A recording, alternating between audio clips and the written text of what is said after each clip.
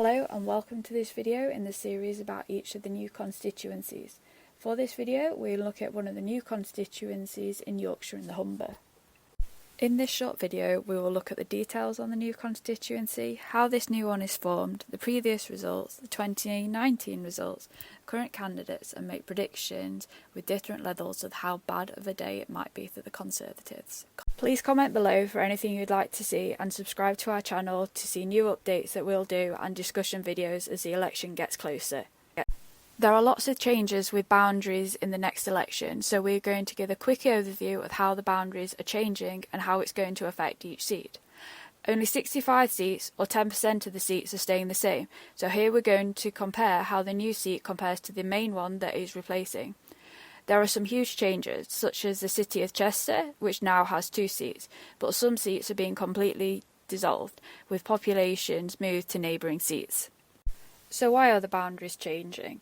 Every so often there are boundary changes to represent the current population movements. Some of them are based on land without any population, and some of them are just because of population, for example new housing estates. 2021 was the census year, which has helped inform these changes. The last major change in the boundaries was 2010. Now let's look at some of the details about the constituency. There are 8 regions in England, with Scotland, Wales and Northern Ireland on a country basis. There are 32 seats in Wales, 57 in Scotland, 18 in Northern Ireland and an average of 60 in each of the English regions. The population can vary hugely. The highest is nearly 152,000, which is in Birmingham Ladywood, while the lowest is less than 27,000, which is in the Western Isles of Scotland, which also has the lowest electorate at 21,000. The average population is 103,000 and the average electorate is 73,000.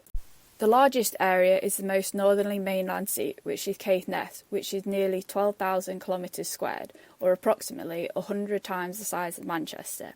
The average is 380, while the smallest is only 6.8.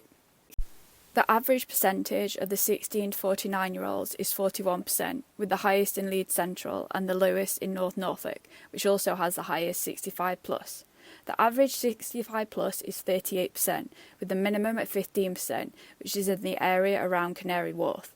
Density averages nearly 1,400, with the highest in Bethnal Green and the lowest in Caithness. This constituency has a boundary change.